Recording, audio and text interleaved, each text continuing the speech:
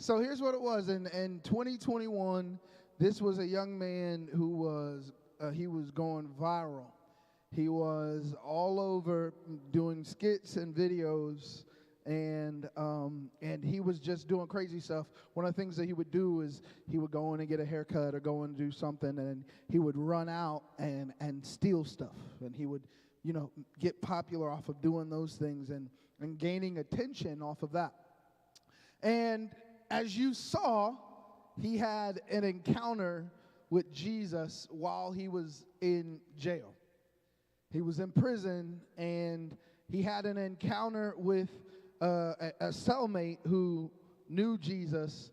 And so he said in the process, it caused him to meet Jesus in the whole process of it. Has anyone ever seen, he also said, if you noticed, he grew up being brought to church. Anybody ever grown up being brought to church before? Who's my church kids who you ain't had no choice when you were younger and your parents said, hey, you are going to church?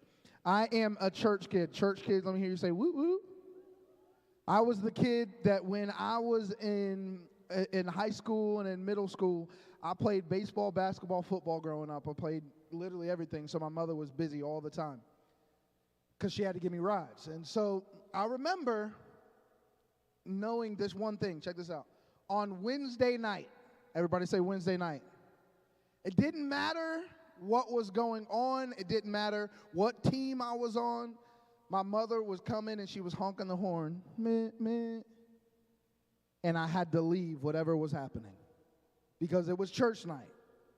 It was Wednesday night. Who had a family member like that who was like, listen, I don't care what was going on. You had to come to church. Anybody have any of those? Bless God. Yes, bless God. I love those families. Here's why I say that. Do you remember when you were younger? And does anyone ever know, you don't have to raise your hand, does anyone ever remember a stinky kid in their class? Stinky, you ain't got to raise your hand either. They was like, man, I remember him. I was the stinky kid. Just kidding. You guys remember the stinky kid in class while you were in classroom and he was always wondering if he passed gas? Yeah, you know what I'm talking about. Well, that stinky kid in class, check this out. If you had the possibility of being the stinky kid in class, your parents were telling you you had to take a bath. Did anyone not like taking a bath when they were younger? Praise the Lord. And none of you raised your hand. I just wanted to check to make sure that was nobody in here. Because, listen, I've got kids, and sometimes my kids are going, no, Dad, I don't want to get in the bath. I'm playing games. Listen, like if you're playing Call of Duty or you're playing a video game, my kids like Roblox. My kids like Roblox. They're on Roblox all the time. And if my kids are on Roblox, check this out, and I say, hey, it's time to get in the bath, and they might fight for a second, but I say, listen, I don't care. You're not going to be the stinky kid in your class. So you will get off the game and you will take your happy tail and get in the bathtub, is what I tell them. The reason why I do that, hear me, is because they don't understand the repercussions of them not taking a bath. They're too young to understand it. Listen. So the reason why I love parents who pull you to church is because oftentimes you're too young to understand the repercussions of not going. You go, man, I don't feel like going to church. I don't feel like hearing about Jesus. I don't feel like reading my word. I don't feel like doing discipleship. I don't feel like reading my Bible. I don't feel like, listen, your feelings will mislead you in those areas. We are a generation that is guided too much by how much we feel as opposed to what we are supposed to do. We're a generation that goes, man, I don't really feel like it. I don't really feel. And we're given, check this out, we're given options. And here's what I need you to understand. When you are living on earth and you are going through this life with Jesus, your prayer, your worship, your connection to Jesus is not an option. Because the other option is you don't do that, that is called death. A separation from God is called death. And what we don't understand is when you live apart from Jesus, you are slowly but surely dying. The Bible says this, the wages of in Romans, the wages of sin is death. Hear me. Check this out. When you sin, you don't die instantly from sin. That word death in the Bible, it means a separation from God.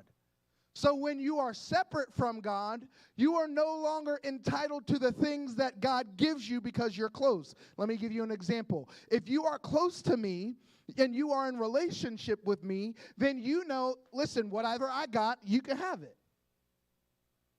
Like, for instance, if you ride home with me and you're a football boy and you ride home with me and I pick you up from PSL and we come here to the church, it's very likely that I might slide through Burger King and get you something to eat. It's just because you're in the car with me. It's just because of proximity, you have access to what I have access to. Because I'm hungry, I'm not going to not get you something to eat and get me something to eat, and you guys got to watch me eat a burger. So in the same context, when you are close, everybody say close. When you are close to Jesus, you are close to what he has access to. When you are close to him, you are close to what he can get. And so as we were watching that with John Gabbana, has anyone ever seen somebody who, as he said it, I believed in Jesus when I was younger, but my mom was a bad example of who Jesus was. Has anyone ever seen any bad examples before of who Jesus is? Yeah. You can be real about it. Has anyone ever seen anybody who you depended on to be a good example and they were a bad example of who Jesus is? Can I tell you something? I need you to get your pens ready really quickly. Get your pens, get your paper, get your phone. Here's what I need you to write down. Listen very carefully. If you are looking for people to be an example of Jesus, they will always fail you. In some way, shape, or form. The only good example of Jesus is Jesus. Listen, if you're looking for someone to be perfect, so what I'm here to tell you is that your parents failing is not an excuse for you to not know who Jesus is. Your parents failing and someone close to you who is supposed to be an example and they mess up or listen, I will tell you this, humans are always going to mess up. If we are looking for them to mess up, if we are looking for them to be Jesus, I'm telling you, they are always in some way, shape, or form going to let you down. But here's what I'll let you know. Jesus will never let you down. Jesus will never let you down. Can I tell you something? As a parent, I'm not perfect. There's moments where I have to apologize to my kids. There's moments where I have to say, hey, I'm sorry, I didn't do that right. There's moments where I'm not the best example. I'm trying. But I'm human the same way you are. But here's what I'll tell you. In his story, he didn't have a good example of who Jesus was. But listen, if we still get hungry for Jesus and try to find out who he is on your own, because there comes a point in time where what your parents do or what your uncles do or what your family does not hold water in your relationship. You got to meet Jesus for yourself. It can't be the Jesus that your grandmother had. It can't be the Jesus that your uncle had, your cousins had. It's got to be the Jesus that you know. It's got to be the Jesus that you're familiar with. Because the hard part is culture. Culture is going to give you a Jesus that's not reflecting of the Jesus who he really is. If you ask your friends, what is Jesus like? If you ask them, what is God like? What is Jesus like? How many people would say, I grew up being afraid of God, thinking that God was going to strike me down when I did something wrong? If that's you, raise your hand. How many thought that, right? God was this guy up in the sky who was waiting to smite you when you messed up, smote you. Whenever you messed up, how many of you thought God was that guy? Or how many of you thought Jesus was this corny guy who was real skinny and just, oh, hey, me, I'm Jesus. I was always portrayed as Jesus as this corny, and culture's going to give you this Jesus who is not, like, for instance, I'm going to tell you something. Jesus was a hard worker. He was a carpenter. So Jesus, I'm going to keep it real, Jesus probably had some good shoulders. His arms probably looked like, he had a little six-pack, you know what I'm talking about? He was a carpenter. He worked with his hands. And Jesus was not this. Here's the thing, is that Jesus becomes to you, I need you to write this down. Jesus becomes to you one of three things. One of three things. This is how C.S. Lewis put it. He's either a liar, a lunatic, or the Lord. One of three things. Listen. He's either a liar, and the 3 years that he went around, all the things that he said that he did, he didn't do. He lied, and all of it wasn't true. Or he's a lunatic, and he's just this crazy guy who was walking around saying all this stuff, this crazy guy, or, check this out, or he was exactly who he said he was. He did exactly what he said he did. He did exactly what he said he could do. He's either one of three things. And when he's talking to the disciples in Matthew, check this out. The disciples had been with Jesus for 3 years. And disciples in the New Testament were different than what we know now. Disciples were guys who were with Jesus all the time. So meaning when he woke up, they was together. When he was frustrated or tired or not in a good mood, they were together all the time. So disciples, he had 12 of them that were with him 24/7. And the disciples, when he was with them for 24/7 for 3 years. So he looks at them at this moment, and he says to them, sit back here. Move. Move. Yes. Move.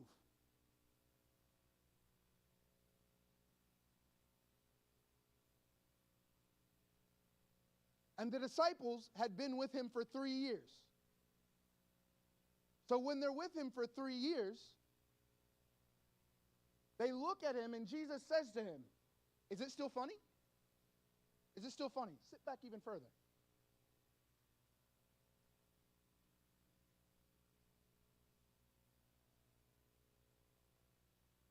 Is there something that's funny that we need to address everybody?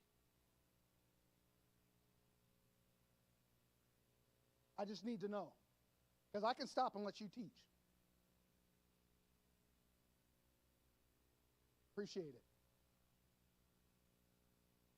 The disciples were with him for 3 years.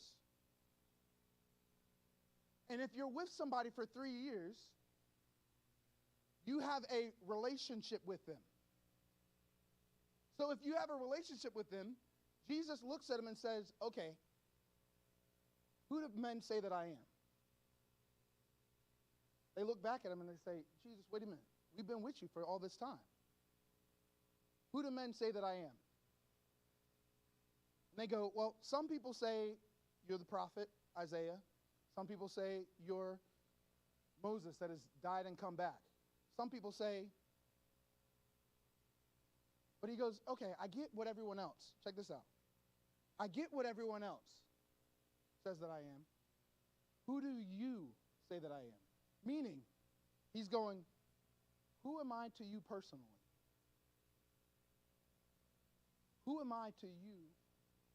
Not what your parents say, not what your family says, not what your cousins say. Here's the truth.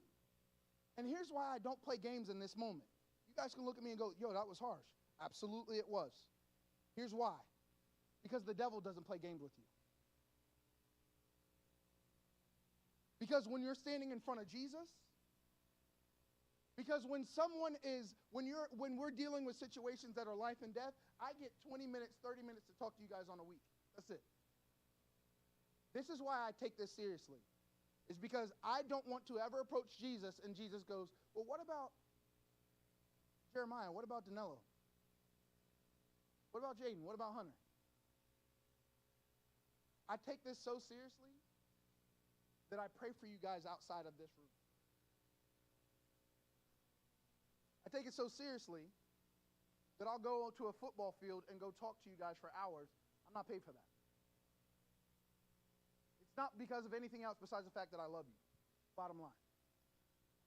So therefore, in these moments, I'm going, listen, I've got to get some information to you so that you know that when you leave here, who Jesus is to you, not to the person sitting on your row. Not to the other people who are, I don't care about that. I want to know what you know. Why? Because that's what matters. That's what matters. When you get home and there's no one else around you, and your cell phone is dying,